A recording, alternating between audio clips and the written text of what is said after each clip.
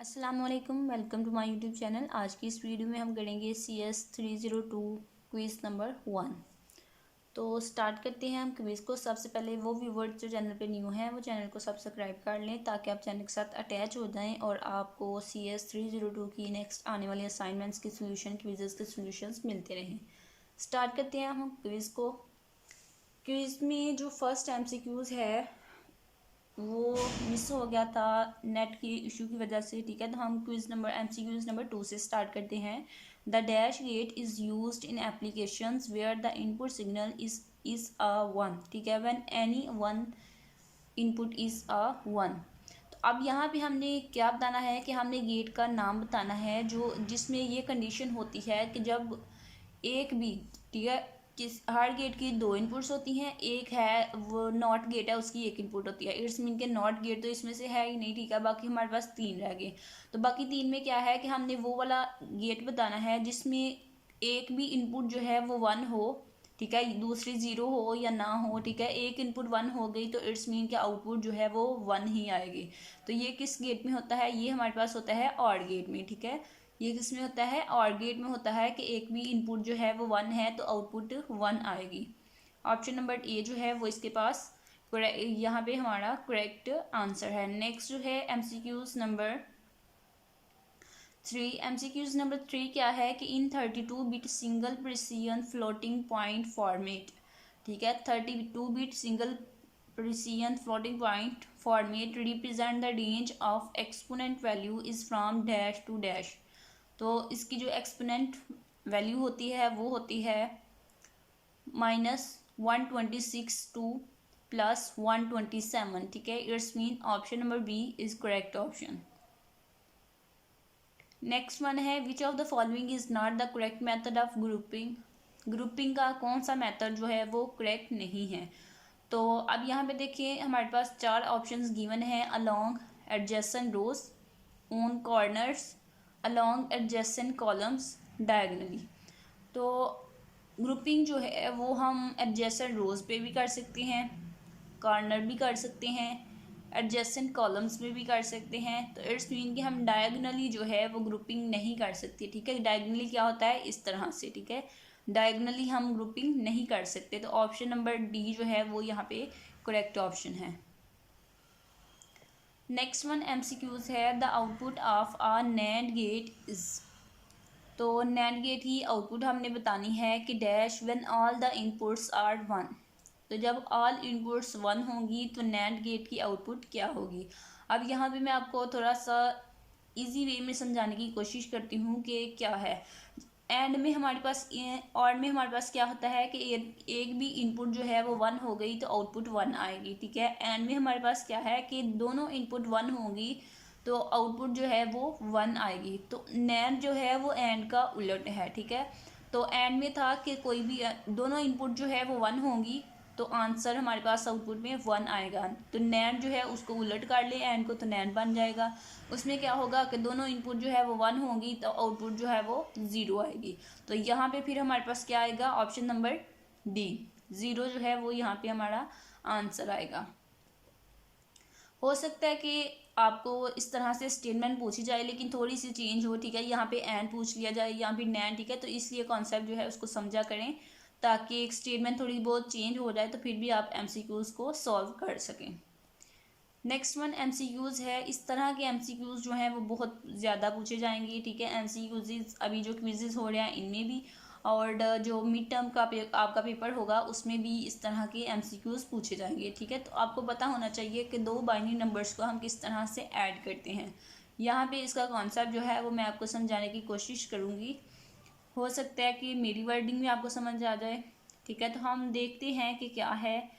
हमारे पास binary number है 1 0 1, ठीक है। MCQs तो आपको कोई भी करवा देगा, कॉन्सेप्ट जो है वो आप लोग समझा करें ताकि नेक्स्ट जो है मिड टर्म के पेपर में आपको कोई परेशानी ना हो, ठीक है। तो हमारे पास ये दूसरा बाइनरी नंबर है। तो जब भी आपने बाइनरी नंबर्स को ऐड करना है तो नीचे वाला जो है उसको इधर से, ठीक है, राइट साइड से लिखना स्टार्ट करना है। तो अब हम इनको ऐड करते हैं। तो इनको दो बाइनरी नंबर्स को ऐड करने का हमारे पास रूल क्या है CS 302 में? डिजिटल लॉजिक डिज़ाइन में, कि जब हमारे पास 1 और 1 होता है, ठीक है, 1 और 1 को जब हम ऐड करते हैं तो हमारे पास आंसर जो है वो क्या आता है 10, ठीक है। 1 और 1 को ऐड करने से हमारे पास आंसर आता है 10 CS302 में। तो यहाँ पे हम लगाएंगे 0 और 1 जो है वो यहाँ पे कैरी चला जाएगा। तो अब यहाँ पे देखें 0 1 और 0, 1 और 0 को ऐड करेंगे तो हमारे पास 1 आएगा। तो फिर उस 1 में हम कैरी 1 जो है वो ऐड करेंगे तो हमारे पास 1 1 क्या हो जाएगा 10। तो अगेन यहाँ पे 0 आ गया, 1 जो है वो कैरी चला गया। तो अब आगे क्या है कि 0 + 1, 0 और 1 को हमने ऐड करना है तो हमारे पास 1 आएगा।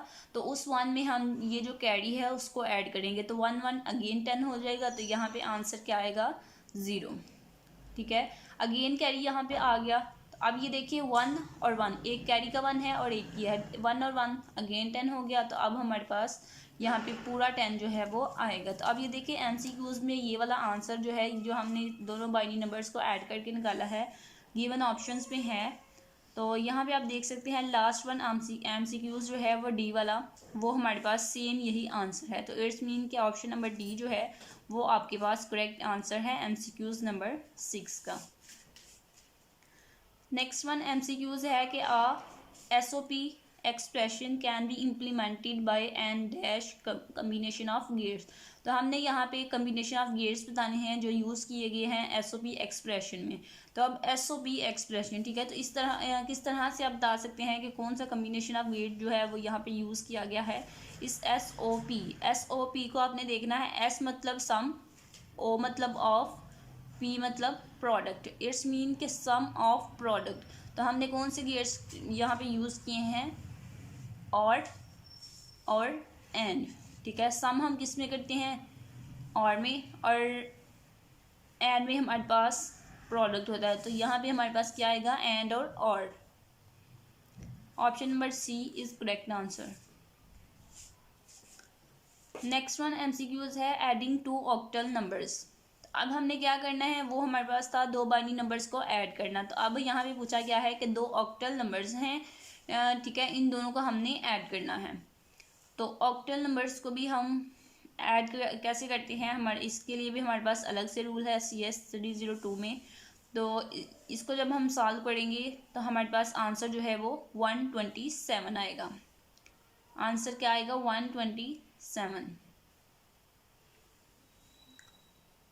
नेक्स्ट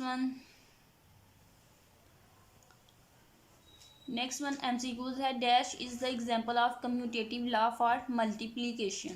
तो अब यहाँ पे आपने देखना है कि कौन सा लॉ है जिसमें मल्टीप्लिकेशन हो रही है। सिंपली ये देखिए यहाँ पे जो है ये नहीं होगा। कम्यूटेटिव है कि मतलब एक साइड पे मल्टीप्लाई हो रहा है, साइड की जो जगह है वो चेंज कर देंगे वेरिएबल की दूसरी साइड पे, तो वो जो है बिल्कुल भी डिफरेंस नहीं आएगा क्वेश्चन को सॉल्व करने में। तो अब यहाँ देखिए यहाँ पे प्लस है दरम्यान में, तो इट्स मीन ये भी नहीं है, क्योंकि हमने मल्टीप्लिकेशन का कम्यूटेटिव लॉ जो है उसकी एग्जांपल देखनी है।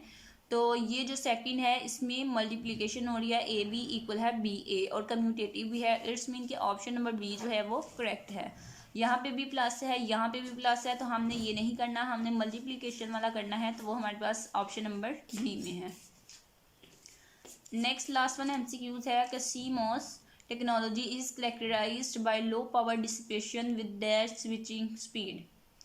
तो CMOS टेक्नोलॉजी जो है उसको वो कैरेक्टराइज होती है दो चीज़ें उसमें होती हैं, एक लो पावर डिसिपेशन और स्लो स्विचिंग स्पीड, ठीक है।